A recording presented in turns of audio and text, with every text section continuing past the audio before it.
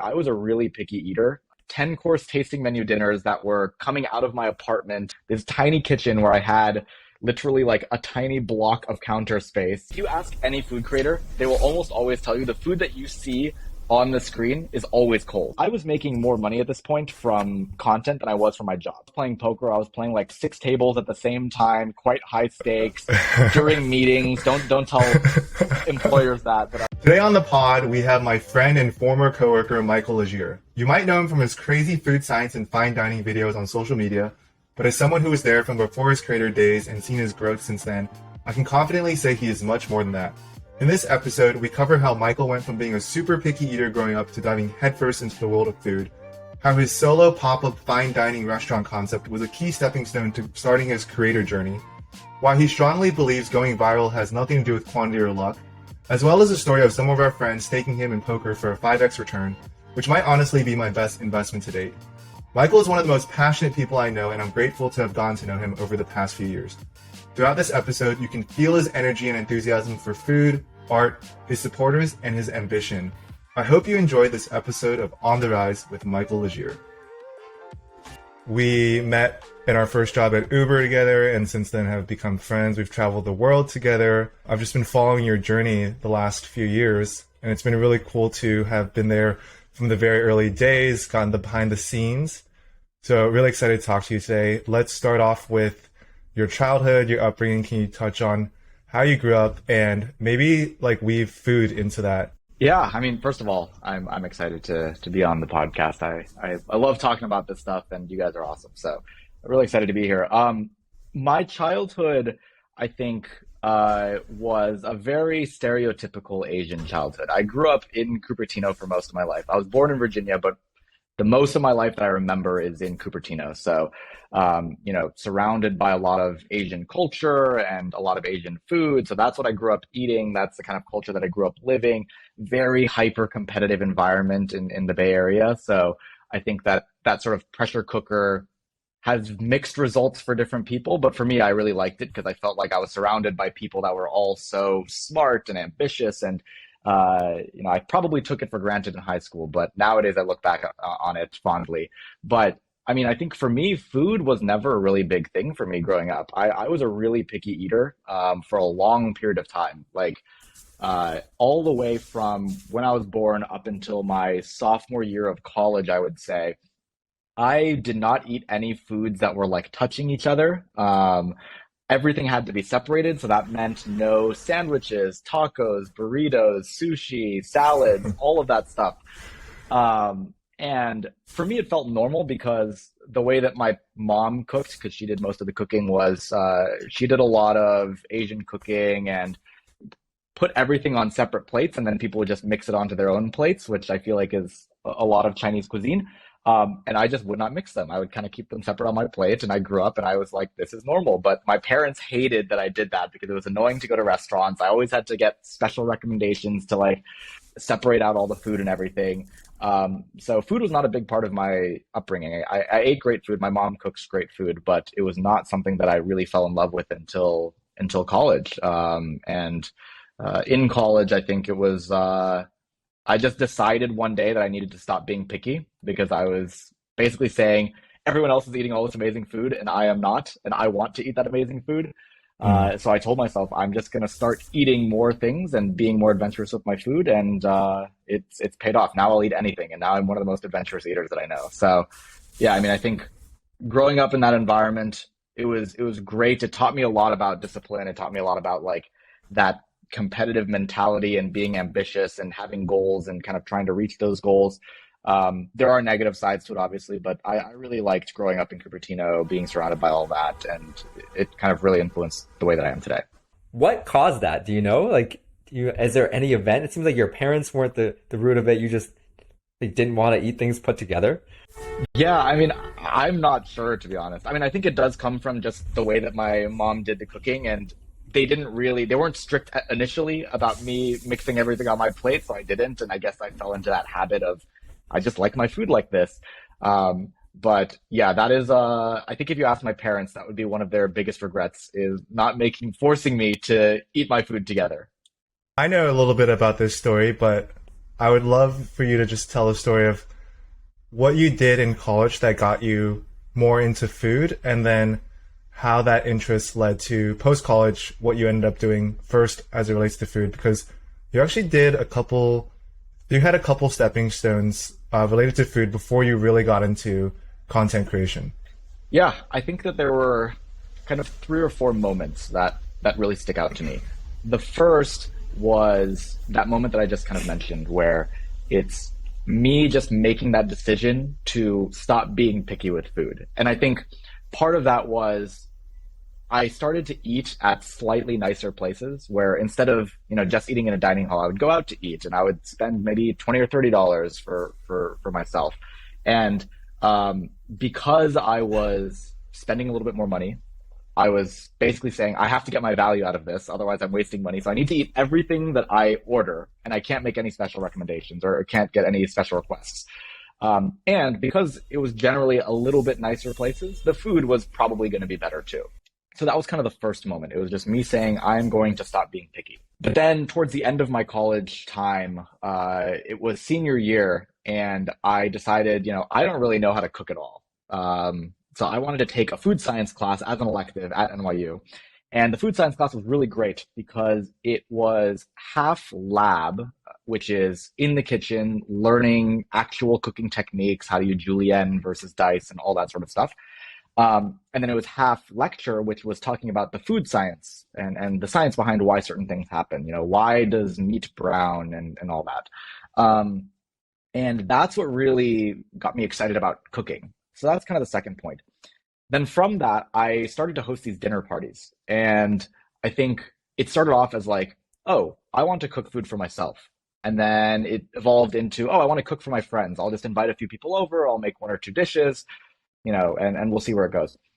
And then it became, oh, if I'm making one or two dishes, why can't I make three or four or five or six? And then eventually evolved into 10-course tasting menu dinners that were coming out of my apartment starting in New York, in this tiny kitchen where I had literally like a tiny block of counter space to cook all this stuff. And when I moved to SF, I continued that. And it was actually on like a reservation platform. My shining moment in that pop-up experience was there's a restaurant in San Francisco called Atelier Crème. It's a 3 Michelin star restaurant, one of the best in the world. It's on a reservation site called Talk, and my restaurant was right next to Atelier Crème, my like little rinky-dink pop-up that I served 4 guests once a week. So I continued that for, a year, and I tried to think about how do you make the experience better and better? How do you actually like give people a menu? How do you do like a little bit more showmanship with the cooking and be more experimental with flavors? And then the last sort of inflection point was the pandemic hit. So I couldn't do that anymore. Couldn't invite people over, couldn't host people. But I had been a user of TikTok back when it was Musical.ly. And so I'd been on it for a long time, and I was like, I can make a video. I feel like I can film my cooking process.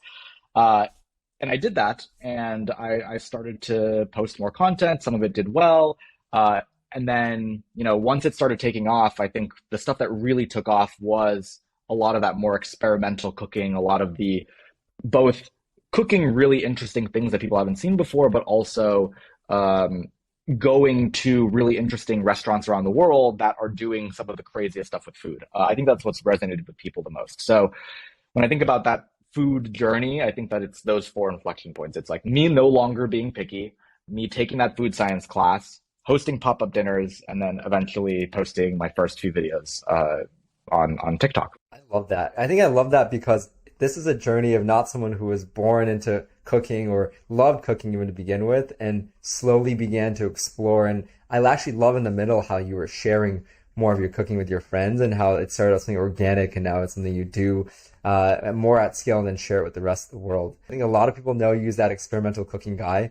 Like certainly one of the first videos I saw of you was like those miso soup balls or these things like I just hear in my head, your voice going, now I can get out your precision scale. And in the comments, people say like, yeah, let me just pull out this really precise scale that everybody has in the kitchen. So where do you get your inspiration for some of the wackier creations? The inspiration for a lot of the dishes that I make comes directly almost from places that I actually visit and dine at.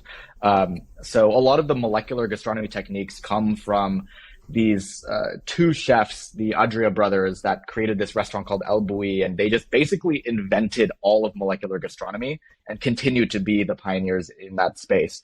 So a lot of the base techniques come from them and come from a lot of the northern Spanish chefs, I would say, that I have their cookbooks, I've seen YouTube videos of them, I watch Chef's Table, I know enough about them. And over this past summer, I actually got the pleasure to visit a lot of them as well, which was fantastic. I also like to just do a lot more fine dining-esque dishes. And those are essentially like not just from chefs that I get inspiration from, but also from art and from pop culture and things like that. You know, I love going to art museums. I love seeing modern art and the crazy stuff that people are doing. Like you can see, not just in my cooking, but also a lot of chefs in the world, you can see the influences of people like a Picasso or a Warhol or like, whoever it might be. It sounds like your culinary career has really been bootstrapped and you've been able to find inspiration in just a whole suite of different things, whether it be art or chefs around the world or shows that you're watching. When you do comedy or when you like do dances, that's like a visually ingested thing for your consumers. But for you, what you're creating is really a feast for the eyes. And it's fascinating to me because food is like something for the taste. So I guess I'm curious, has your style adapted to sort of meet the needs of people who are just looking at your food versus trying your food? And is it difficult to how much do you think about flavor as you're building all these creations?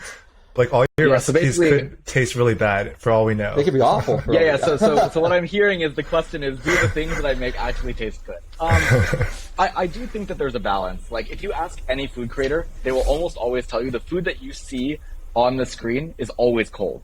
Because there's you need to spend so much time actually filming the final product, taking photos, videos, whatever it might be. So when they're trying it and they're like, oh, it's delicious, it's almost always cold. I would be impressed if there are food creators who can consistently eat really hot food right off the press. But I do think that there are all these other things as well, where it's like, oh, I've definitely scrapped certain videos because I don't think that they'll look great on camera. It's not visually appealing enough. It's not something that would be striking. And it's kind of sad in ways because I would love to just make food that tastes delicious and not worry about presentation. But I do think that food as a medium is both with your eyes and with your mouth. So and your nose. And your nose. I have a bad sense of smell, so that one doesn't really apply to me. But I think that it does appeal to all those senses. So I think that you do have to consider how it actually looks. I can also imagine just a lot of your fans going out there creating your recipes, not cooking it well, and being like, "This is disgusting."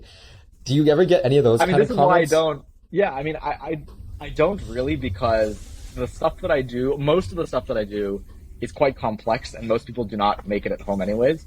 And if they do make it at home, I think they recognize that it's more of a science experiment than anything else. Like I've had some of my favorite feedback is parents that have messaged me and have been like, my 7-year-old boys, I could not get them into the kitchen except for your videos because they absolutely love the idea of bringing science into this and doing all these cool reactions and stuff like that. So that part I'd say is really heartwarming. That's awesome. Matt, sorry, I'm taking over. I just got to ask one more. Don't worry. We could do a fun little segment here.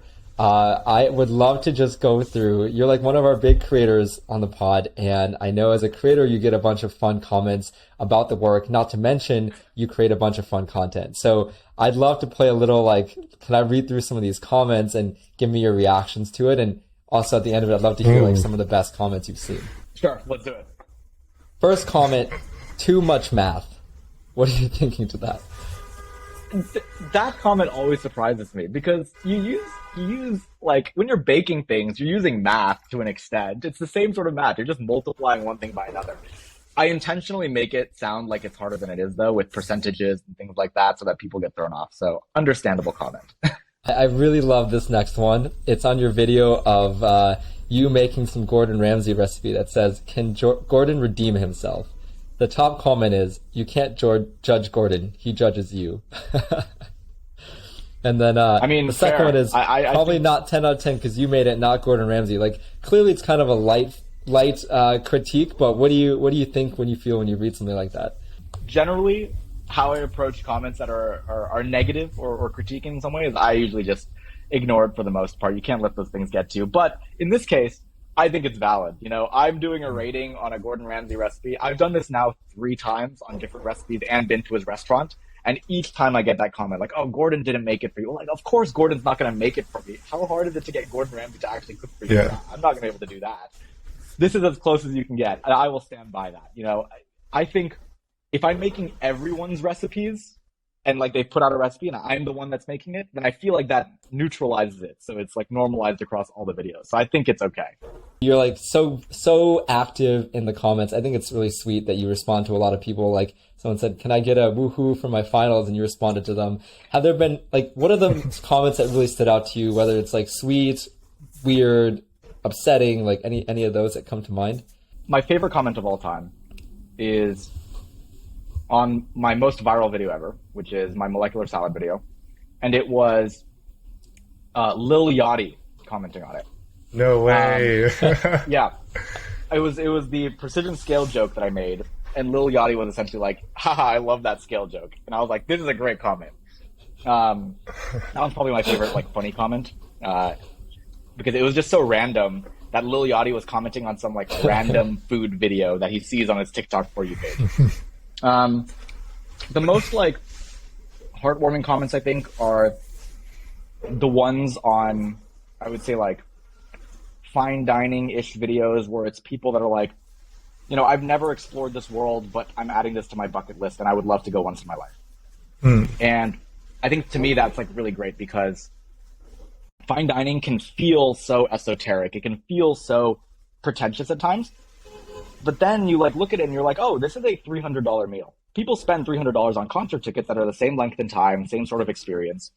And I think people just don't realize that you can get one of the best meals of your life for the same price as a concert ticket. The amount of times that I've seen on my videos, people trying to guess the price, because now I tell people to guess the price on a lot of fine dining videos.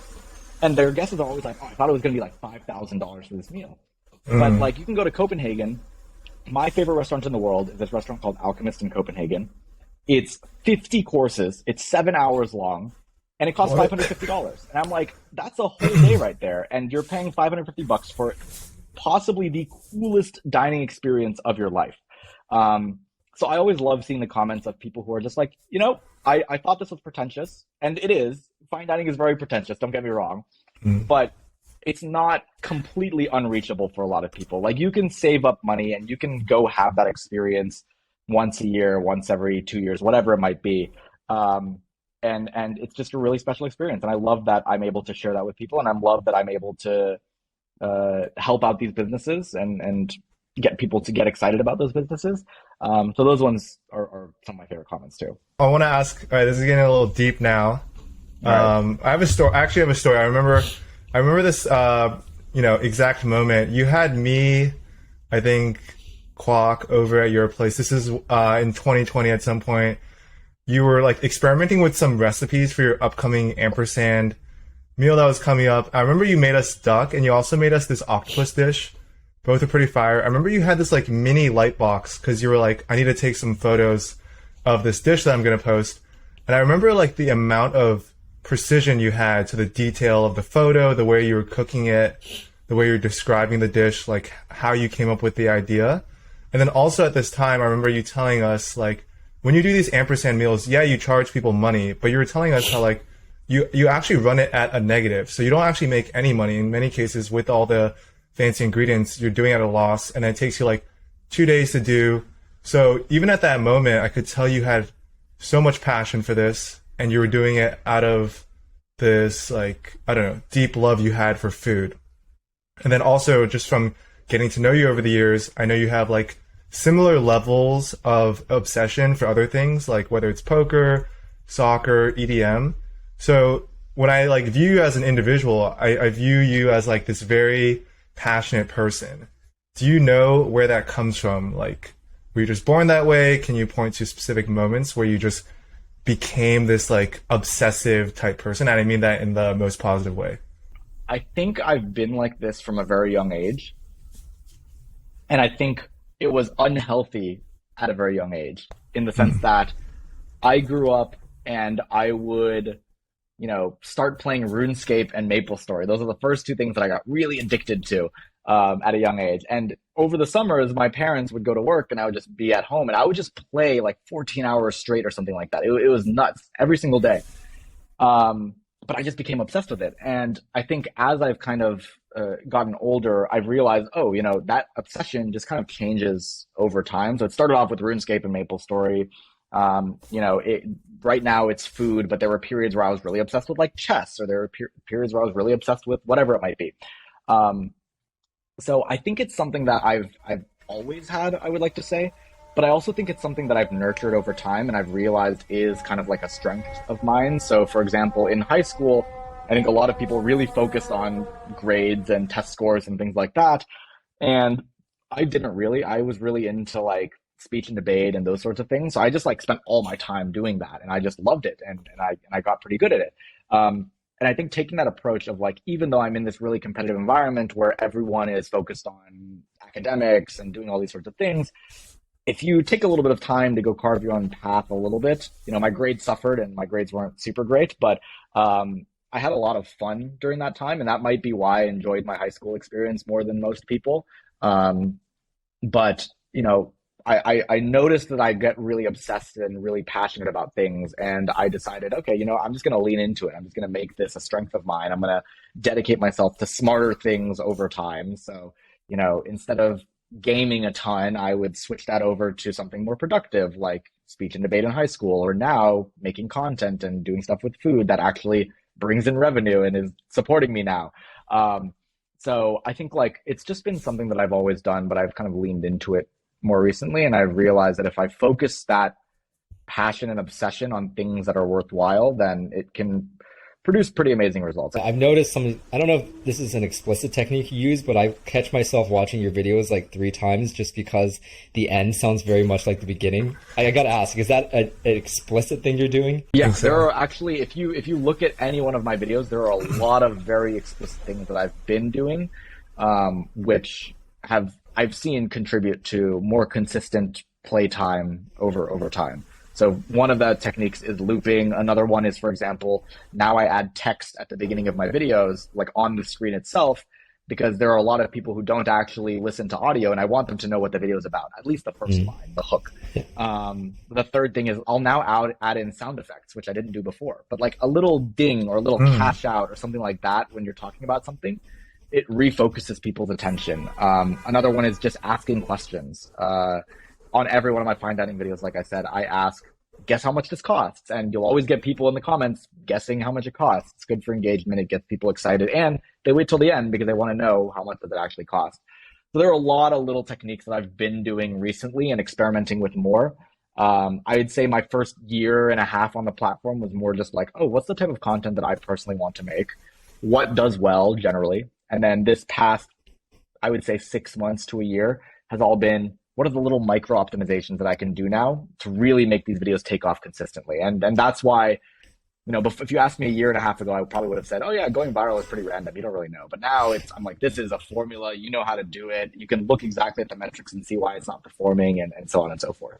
Back to you, Matt, if you want to go deeper. Yeah. Yeah, actually, it's funny because we did a pod yesterday with someone that Abe knows, and I had never met her. But like, I just kept asking the deep questions, and it's like, never even met this person. But no, I love it. I remember we caught up a couple months ago, and it had been a while since we actually talked like one-on-one. And I remember you brought up that you were actually thinking about going back into tech, getting a PM job, and then I was like, dude, why? At this point, like, this is only a couple months ago. You were already huge. You're already making decent money. I know you mentioned it was unpredictable income as a creator. I mean, I was kind of like, I didn't really want to be super opinionated, but I was like pushing you to, not do that. Yeah. And you obviously haven't gotten a PM tech job. Like, what was going through your mind at that point, and how are you thinking about that now? Yeah, it's a funny story actually. So I quit my job back in March, and I actually did that 2 months early. I was supposed to quit in May. My plan was I will quit my PM job in May just because I wasn't super satisfied with the company and whatnot. But I'll quit my job in May. I'll travel in Europe for 2 months over the summer, and then I'll come back and I'll find a job and so on and so forth. I quit my job 2 months early because it was just a spur of the moment thing. It was like, I feel like I could sustain myself for a bit. Why not just quit a bit early? So I did that, quit in March. I did go to Europe over the summer in June and July for 2 months. And the plan was still, go back, find a tech job, get back into tech. And the reason I was thinking about that was because I was like, I've grown my platform so much while having a job that I'm like, do I really need to, how much do I gain from really doing this full time versus doing it part time? And when I came back, Matt, you were one of the people. There were actually like 4 or 5 people that all said, "What are you doing? Just go do content creation full time. You have a big enough following. You're making enough money from it. Blah blah blah." And I was just always hesitant because I think part of it is, one, I do like building products. I like the idea of working to take something from my brain to like something that millions of people use and it impacts their lives. When I think about my impact now, I'm sure there is some impact, but I do think in its current form, people are mostly watching for entertainment, which feels a little bit less impactful for me. That's one of the reasons why I was hesitant initially. The second reason was it is kind of a gamble. Like even if I was making more money at this point from content than I was from my job. So there was no financial reason to not do this, but it was kind of a gamble because it was like, what if, when I really give it my all, what if people don't like me? What if people don't like the content that I'm making? And that's something that I've been dealing with as I've been doing this full time officially since like August, is I'm constantly thinking like, oh man, I am not as entertaining of a personality as some of the like top entertainers on the platform.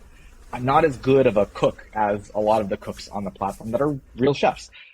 And I'm not as good of like a filmmaker as some of the amazing filmmakers that are also on these platforms. So I've dealt with that a few times, and that was going through my mind even before I made the decision. I was like, am I really good enough at this? I am a decent PM. That's like a skill set that I have and I've nurtured and I've grown, but I don't know if I'm actually good at making content or anything like that. So that was probably the second reason. But then the reason I took the jump was partially because folks like Matt and others were like, dude, you're an idiot. Go make content. At least you can always go back and find another tech job, but you probably will not always have the chance to go be a content creator full time. And that was, to me, was something that I was like, yeah, I guess that's true. Content is very ephemeral. You might be in the spotlight for a few years and you might completely fade out of existence at some point. So if you have that chance, might as well go take it if you can. So yeah, it was a big decision. In hindsight, it probably should not have been as big of a decision as it was, but it was at the time, and I don't regret it. I think I've been enjoying it. And on the point of, is there actually a gain from doing it full time versus part time? There is a massive, massive gain from being able to actually just focus your attention on creating content. I basically, when I came back from Europe, I took a month off from making any sort of content. I didn't edit any videos. I didn't post anything in August. And I was just thinking about like, okay, what is my long-term strategy? How do I, when I come back in September and start making videos again, how do I make these videos really, really good? And I thought about it so much that when I came back, I tried a very new format for me, very different style, with all these micro optimizations that I was talking about. And instantly they just performed well. And I was like, wow, okay, if I actually think about this and give it my all, I can see results. And the biggest part for me was like, YouTube has been a nut that I've been trying to crack for a while. And I was, working at it for 7 or 8 months, reposting content, nothing hit. The first 5 or 6 videos that I came back with in September, all of them are at 1 million plus on YouTube. And it was just like, it was because I focused more attention on it. And I, was able to really think about what I'm doing versus when I was doing it full part-time. I was like, okay, I just need to get content out because I have no time to actually think or make content. So for a while, what you just mentioned, you were trying to grow YouTube. It wasn't growing as fast as maybe you had hoped. And can you talk a little bit about like going from platform to platform, right? You started on TikTok, I think then you went to Instagram, and obviously like as you go from one to the other, you keep all of them running. Now you're trying to do YouTube.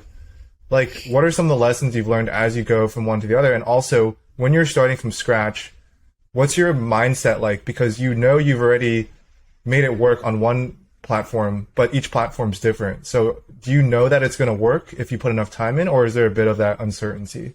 Oh, there's a ton of uncertainty. Honestly, it's like really frustrating because part of the question is, and this is something that I'm dealing with now actually with long form YouTube, it's like long form YouTube takes 4 to 5 times longer, maybe like 10 times longer than a short form video. I know that I can post a short form video and it gets millions of views. On a long form video, it'll probably get like 5,000 views. And I'm like, is it worth it to do that? Like that ROI doesn't make sense. But at some point you just have to commit and you just have to believe in yourself and you have to say, hey, I don't know how long I'm going to be doing this for, but it will work out at some point. I will have something hit at some point.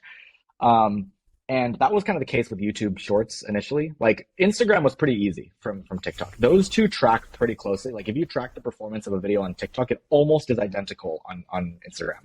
YouTube, for some reason, every single one of my best performing videos became my worst performing videos. And like random videos that performed poorly on other platforms did really well on YouTube. And I was like, I have no idea how this works.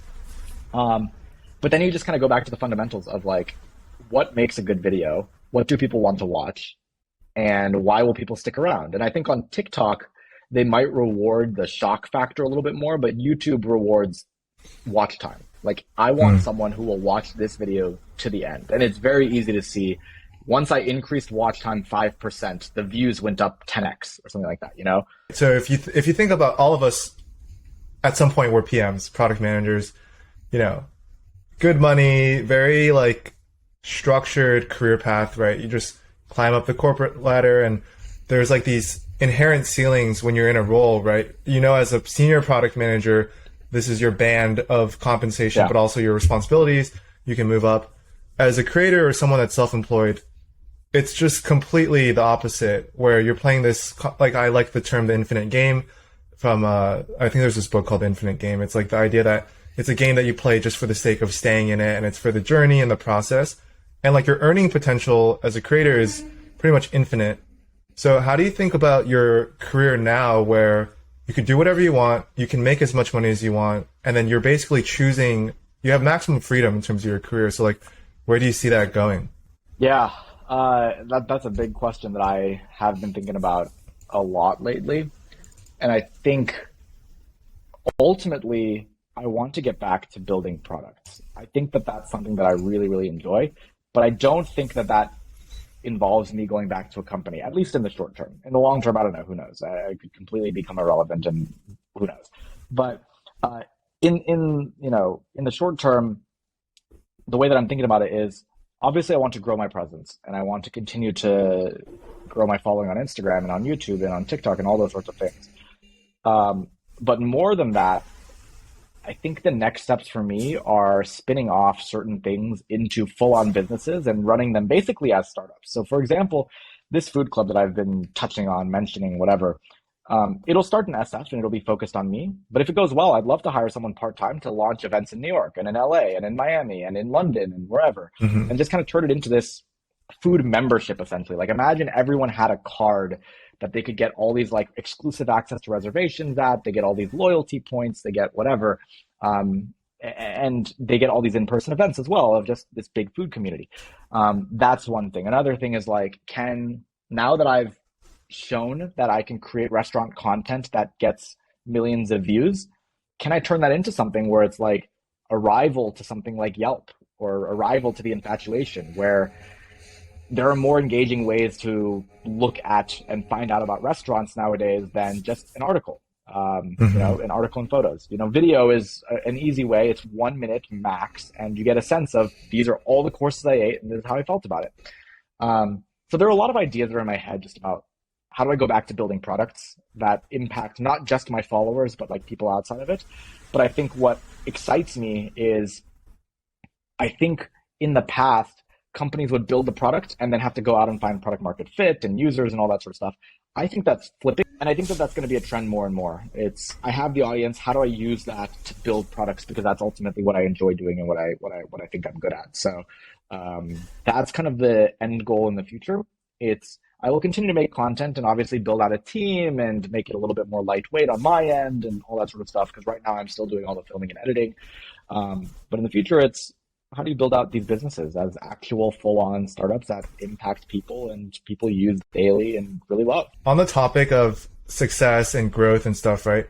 At this point, you have large followings. Like, I don't know the actual counts, but you have real fans, people that don't know you, that look up to you, that you inspire them. They put in the comments, like, you made my day, you told us about the parents. Like, how do you manage this level of composure and staying humble? Because I've known you before, you became a creator, and you still maintain the same level of like friendliness that hasn't gotten to your head. So how do you make sure you don't turn into a dick? That's a great question. I mean, I think, like, for me, I think I probably have a more cynical view on content than most people. I think the life of a content creator is easy.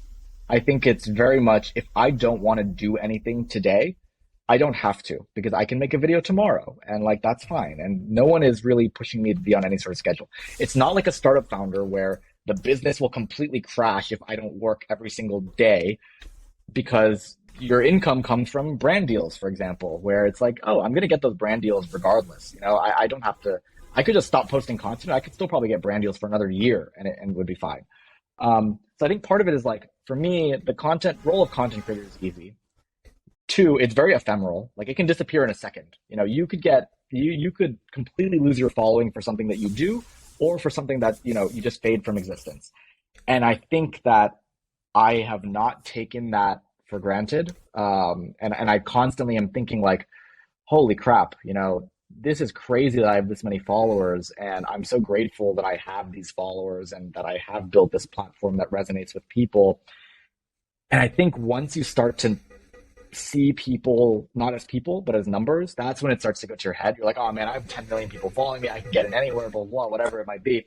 But for me, I didn't, there were definitely times where I did take it for granted. But then I always think back to how many physical people are subscribed to me and following me. And when I was really small, when I had 10,000 people, I was like, that is a stadium full of people, or like that is a huge like concert hall full of people already. And now I'm at what, 3.5 million, I think, across platforms. That's like larger than a lot of states in the US, the entire population of a state in the US. And to me, that's just mind blowing. It's like, like candidly, I don't know if I'm providing that much value to this many people, but that's part of the reason why I think I haven't really let it go to my head. It's because one, it's a crazy amount of people, and I'm just so grateful that these people like what I'm doing and that I'm creating stuff that resonates with them. And two, it can all disappear so fast. So you might as well not take it for granted. These are people and they make decisions. And I personally, like, I don't subscribe to the, oh, I'm a big creator and I have this cult following and I want to cultivate this cult following. No, for me, it's much more like if I stop producing good content, unfollow me. Like show me that I'm not doing a good job, please. Because I don't think that we should idolize creators. I think we should idolize the content that they make. I see it more as the role of like a filmmaker. You have people who absolutely love James Cameron, but it's not because it's James Cameron. It's because he's creating Avatar, one of the most cinematic, beautiful masterpieces that we've ever seen. So that's kind of where I see it. That's super humble. I love that you look at your audience as more than just the number behind it. And it's so hard to do, I can imagine, as someone just behind a screen all day long. You talked about this food club. Have you found other ways to bridge the physical to virtual gap and meet some people that you have reached in person? Yeah, I mean, it's tough. I think like for me, I would love to meet so many people, but it's just hard when I have all these other things to do and you obviously want to be safe and all that sort of stuff. I think the food club is a great way to start that. I think, even just something as simple as going live on Instagram or on TikTok and just, it's a smaller group of people. It's like maybe a couple hundred people instead of millions. And you can talk to people and respond to people's questions individually. That's really powerful to a lot of people. And even something as simple as, I try to respond to almost all of my DMs because I think just getting that response from a creator is really, really amazing. And unless it's like a crazy DM, but like most of the time I try to respond, and just those little touches of like showing people that you actually care, that you're actually reading what they're doing and not just sending them something generic and posting things out there. Like there's some creators who I'm like baffled by this. There's some creators who post a video, no caption, do not respond to any comments or like any comments. And I'm just like, what is happening here? Like, do you not want to engage with your followers? Like, I don't understand this. But for me, it's always fun. And then whenever I do meet people in person, like it's mostly through just like, I'm at the farmer's market and they'll come up to me and they'll be like, hey, I watch your videos, whatever. I try to like have a genuine conversation with them. I'm getting better at that because I'm also a little bit awkward in person, but I do, try to actually ask for their name. I usually ask for like a video that they'd want to see and stuff like that, because I genuinely care about these people. And I'm so appreciative that they went out of their way basically to say hello and to Yeah. greet me and stuff like that. This is a little bit of a 180. We're going away from food now. I don't know if you, I don't know how well you remember this, but back in 2020, a few of us staked you in poker. We gave you some money. I won't say the exact amount. And I just, during this, I subtly checked the Venmo history. 6 months later, you returned us the money, 5x. That was because, it wasn't because that was the max you made. It's because that was part of the informal agreement we had was you would only do up to 5x and you would give us the money back. All of us, I mean, it was varying levels of confidence, but you did eventually give us 5x our money. So what was going on in your head when like you were first down to even do this? And then, after we gave you the money, like what was going on? Because we didn't even see you grinding away. Yeah, poker is a wild time in my life. Big ups and big downs for sure. I would not recommend it to anyone, but yeah, I mean that was just sort of like a kind of like a joke almost as like, hey, Yeah. if you guys stake me, I'll play with the money and we'll see where it goes and maybe I'll return something good. And it wound up being really good. But it was mostly just like it's kind of like with food, to be honest. Right? I just like getting people involved, and I think if people like, for example, another example which is not related to poker. In college, I was really obsessed with the musical Hamilton. And Hamilton growing up was my favorite historical figure. I read the biography and everything and all that stuff. But I couldn't afford it as a broke college student to go to Hamilton. I literally raised a GoFundMe and like sent it to my friends and was like, hey, pitch in $5 so I can go see Hamilton. And I raised like $150 and I saw Hamilton. I was like, this is crazy. Wow. So I think it's just always fun to get friends involved in things that I'm doing. So that was probably one of them where I was like, hey, I'm playing poker anyways, might as well see if I can make my friends some money and stuff as well. And from the moment that I got the money to like when I eventually paid it back, I don't remember exactly what happened, but there were definitely like when I was playing poker, I was playing like 6 tables at the same time, quite high stakes during meetings. Don't tell employers that I was doing that. Yeah. And it was just a wild time where I learned the fundamentals of poker. I majored in stats and computer science, and so I like the stats side of things and learning that about poker. And then I realized like, oh, a lot of these people online are not playing with the math fundamentals. So over a long period of time, you can make money. And it sounds simple, of course, but it takes effort to get there. But yeah, I was just grinding it out. It was mostly a for fun thing for me, to be honest. Seeing your guys' reactions when I like actually sent money back at a 5x multiple, I remember you guys were like, what the hell? Like, I don't even remember. That was this. wild. Yeah. But it worked out. So Yeah. that's great. All right, Michael, this is one that would benefit me and Matt a little bit. So something we've been talking about is, starting off small, at least just getting content out there. Our goal in the beginning, at least for this podcast, is to not quit. Unfortunately, what that means for us is like we have to reduce our initial startup cost, which means we're going to do a lot of things. We're going to do the filming, the editing, and, it sounds like you're still more or less a one-man shop thinking about expanding out. So if given the opportunity, like what are the areas of your business that you think about it as, and like whether it's thinking about the food, cooking the food, creating the content, posting, how do you view that part? And if you had more support, would you build it out, and on what parts? Yeah. So this is something that I'm actively thinking about right now because I think I will do it in the first half of the year for next year. The bulk of the things that I think I can outsource are one, editing. I think there are much more talented editors than myself, and I've done a decent job up until now. I've learned the ropes, which is good. But I think that there are much more talented editors that can go faster and do better than I am. Two, a videographer. I think right now I film everything, and that's fine, and I'm okay with that. But if I'm thinking about bigger video ideas, I'm going to be on the go, and like I need someone to be there to at least like capture that process, or like I won't have time in a lot of these situations to go rearrange the camera and stuff like that. And you get more engaging shots that way. So videographer is also a big priority. And then the third person that I'd add to the team is probably someone who can really just manage, like it's not an assistant, I would say, because it's more than that, but it's someone who can manage taking content and repurposing it for a lot of different platforms, but then also manage things like in the food club, scheduling monthly events, all that sort of stuff. Like stuff that I really want to be able to do and get in the weeds of, but I just don't have the time to be able to do that. And I do think that those are things that people can kind of do. The reason I haven't done it thus far is because one, it's really hard to find people that are a good match. For me, honestly, like I'm okay with someone who's a little bit more of a junior editor or a junior videographer, as long as they're really passionate and I feel like they have this creative vision. There's also a part of it which is like, you have built this thing. I know what my editing style is. I know what my personality is. Like, it's hard to give that up to someone else and expect them to do as good of a job. And I know that they'll do a better job, but in my head, I'm like, but I'm like me. I know what I am and how to edit the way that I would want it to be edited. As you are a one-man show right now, do you ever feel isolated or lonely? I know you go from like a product role that we all had where you talk to so many people every single day to going out and creating by yourself. How have you dealt with that like communal transition? Yeah, that one has been something that I've been really cognizant of, especially lately, because it's not just that I'm making content by myself, but the content that I make primarily is in my kitchen. So then I'm in the kitchen filming, and then I come here to the desk to edit, and like I'm just in my apartment all day.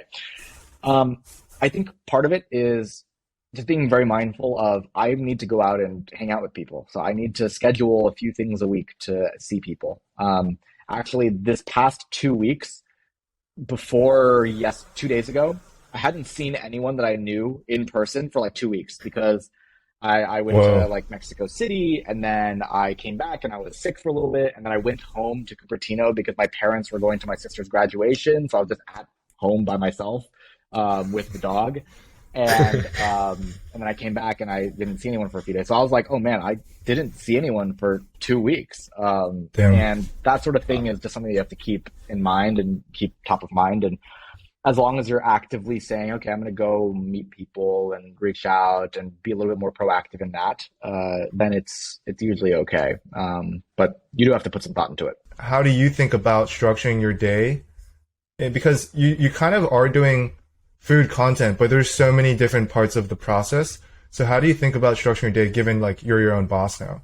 Yeah, this was something that I struggled with initially because I was like, oh, I can film 3 videos in a day and then edit all 3 at night and like work until 2 a.m. whatever and be this absolute tank and machine and just go. Realize that is not sustainable.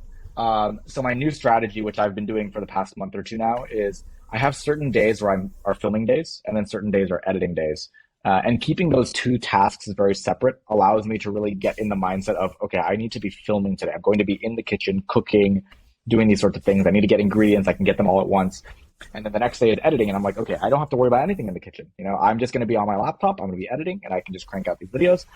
And then there are days like today, for example, I'm not going to be filming or editing. I had a meeting or 2 in the morning. I'll have a meeting or 2 after this. I have this podcast, obviously. But today is sort of just like an organizational day. And like, that's okay as well. And this is when I'll catch up on emails and I'll send out anything that I need to send out, reach out to brands, whatever it might be. So just keeping those things separate, I think has really helped me. And even next year, I think like my motto for next year is discipline of like, I need to be much more disciplined about getting content out consistently on every platform and whatnot.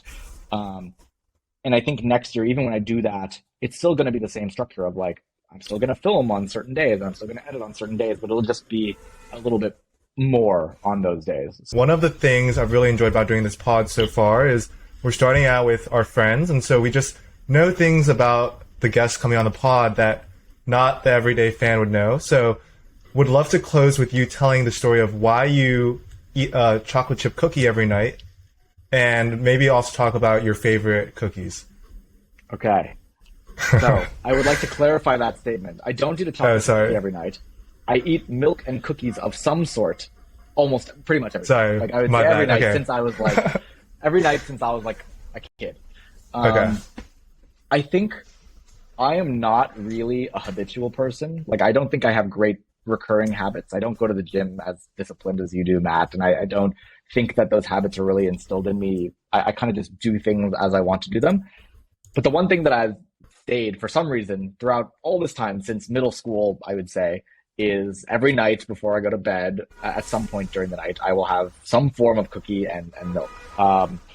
And I think it's just like, one, I love cookies. So sometimes it's a chocolate chip cookie. Right now, I actually have my chocolate chip cookies right next to me, and my glass of milk that is empty from last night next to me. Sometimes it's chocolate chip cookies. I also grew up like Madeleines from like Costco in those tubs, basically. Oh yeah, The fire. individually packaged ones. I remember there was one time where my family would get them delivered to us, and there was one time they messed up the delivery. I don't know what happened, but there were like 8 tubs of Madeleines. And I was like, this is the greatest day of my life, and I was eating like 3 every night with cookies. I think it's just something where it's like, whenever I'm having milk and cookies, usually nothing of any importance happens after that. So it's basically saying I'm done for the day. Anything that happens after this is like my way of winding down from the day, I would say. It's like I get to treat myself a little bit at the end of the day. I did a good day's work, whatever it might be. And then now I'm just, chilling for the night. And that's sort of been my habit ever since middle school. I love cookies. I love milk. The milk part actually is probably because I'm trying to avoid becoming lactose intolerant, which I know a lot of my friends have become since they don't drink Yeah, fresh milk you got to anymore. keep up. Yeah.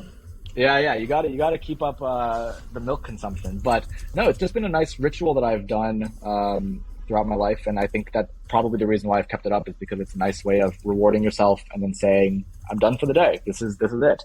I like the reason that you gave for the cookie thing. I was expecting something a little sillier and a little dumber, but that actually is a really good point.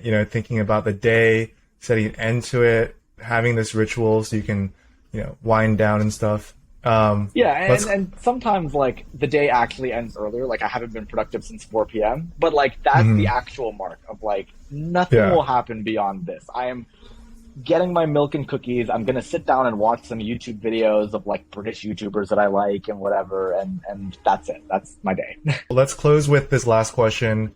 I think I believe in a little bit of this manifesting and just speaking things into existence. And you're a pretty big food creator right now, but there's levels to this. Is there someone out there or a particular brand that you've been always wanting to collaborate with that you haven't yet? Let's try and make it happen in 2023. Who would it be? I'll give one person and one brand. Okay. Brand, Airbnb. I think, like, I've always loved Airbnb. I think that I've stayed in almost 100 Airbnbs. I've done over 100 Airbnb experiences. So I'm like a huge power user of Airbnb, and I've reached out to them multiple times, never responded. So hopefully that one. Maybe. And then the person that I would love to work with or aspire to be or whatever it might be is Mark Rober on YouTube. Oh my gosh. He does all these really I love cool that guy. science experiments and just absolutely incredible storytelling. Really cool person. I would love to meet him. I'd love to hang out with him, do a video with him, whatever. And one day I will get there. Doesn't that guy Crazy look like side you? story. It does look kind of like Michael. Now you put it that way. He actually came to one of the events I threw in Twins. Berkeley. If we knew you back then, we were Really? hosting a science tournament at UC Berkeley. If you're familiar with Science Olympiad, so we hosted like a Science Olympiad invitational tournament, and he was our first guest speaker. So that's when I actually found out about that's Mark sick, Rober yeah. back in 2016. I didn't even know who he was. I was like, oh, this guy's got some videos.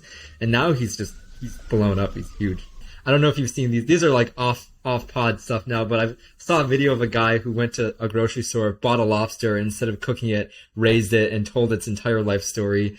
I thought that's just so What? cool to take something so simple that everyone else just takes for granted and to really go all in and tell a story around actually, that. that's a great idea. I'm probably going to steal that video idea at some point. Do it. Do it. Not for lobster, but for something else. But that, those sorts of things. What I love about his videos are like, they're just like it's such a simple question. In all of his videos, like I remember his squirrel maze videos do really well, and it's literally like I have squirrels that are eating my bird feed. Like, can I stop them from eating my bird feed? And then he makes this maze to like stop it. I'm like, those questions are really simple. So some of the questions that I'm thinking about like for next year are things like something around spice. Like, what is the ultimate cure for spice? Like, I'd love to figure that out. Or like, why do we hate vegetables growing up? Like, there are a bunch of these sorts of things where I'm like, there's probably a question around there or something that I can think of, but they're all just ideas right now. And I'm doing Can another I, one of the breaks. So like when I did a month-long break in August, I'm doing a 2 or 3 week break in January to also think about this. Nice. Cool. I mean, with that, I think we can wrap. Michael, want to thank you again for coming on the pod. We talked a lot about Yeah, thanks for having me. food, being a creator, went into poker, your childhood, bunch of random things. Thanks again for coming on. Absolutely, absolutely. Hey, thanks for listening. If you enjoyed this episode, we would really, really, really appreciate it if you shared it. This is still a small podcast, so it is a huge help when someone shares an episode that they liked. Send it to your family, drop it in the group chat, or share it on social media. It means a lot to me and Abe, and we'll see you next time.